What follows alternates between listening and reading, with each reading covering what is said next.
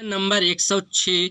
यदि किसी वस्तु के सूची मूल्य पर 10% छूट दिया जाता है तो विक्रेता को 20% लाभ होता है। यदि छूट बढ़ाकर 20% कर दिया जाए तो लाभ प्रतिशत क्या होगा?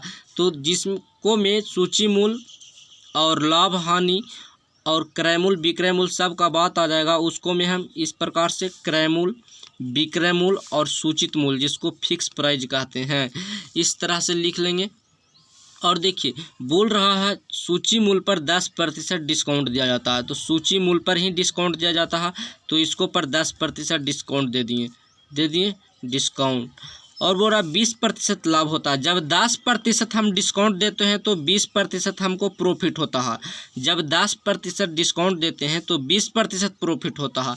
बोल रहा है यदि यह छूट को बढ़ाकर जो 10% दे रहे थे उसके जगह पर हम 20% कर दें, छूट हम 10% दे रहे थे उसके जगह पर हम 20% कर दें, मतलब 10% और बढ़ा दें, उसी को कह रहा है। यदि छूट बढ़ाकर हम 20% कर दें, तो देखिए छूट बढ़ाकर हम 20% कर दिए, मतलब ये छूट नहीं देंगे जो कह दिए, और कह दिए कि हम 20% अब डिस्काउंट देंगे, 20% तुमको हम छूट देंगे, ये वाला कर दें, तो हमको कितना प्रतिशत लाभ होगा?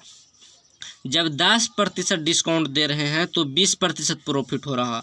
तो देखिए हम मान लेते हैं कि क्रय मूल्य है जो 100 है, तो क्रय मूल्य 100 है और 20% प्रॉफिट हो रहा है, तो 120 रुपया में बेचेंगे, और 120 रुपया हम बेच रहे हैं, तो विक्रय मूल्य 120 है और डिस्काउंट है जो 10% है।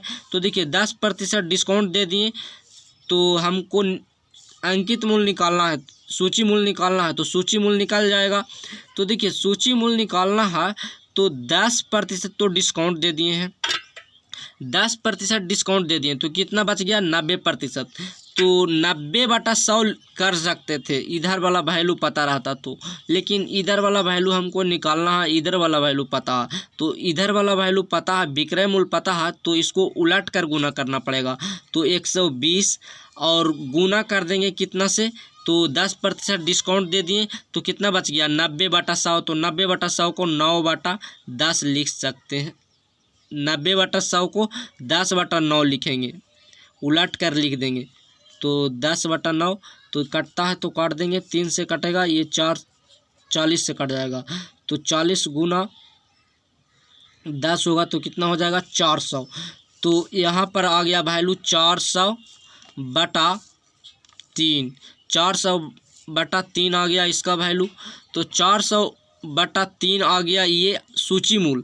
अब बोल रहा नहीं सूची मूल्य ये है, इसको पर 10% डिस्काउंट देते हैं तो 120 रुपया आ जाता है, तो 20% हमको प्रॉफिट हो जाता है। नहीं, हमको इसको पर 20% डिस्काउंट देना है 400/3 रुपया पर, तो 400/3 रुपया पर हम 20% डिस्काउंट देंगे, तो हमको कितना रुपया पैसा है जो आएगा, मतलब उसको पेड करना पड़ेगा, तो इसको पर हम 20% डिस्काउंट दे दिए, तो कितना बच जाएगा?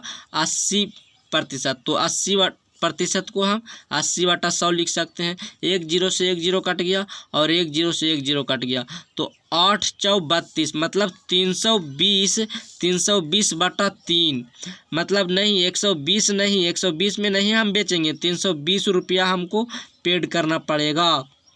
तो विक्रय मूल्य कितना आ गया? 320/3।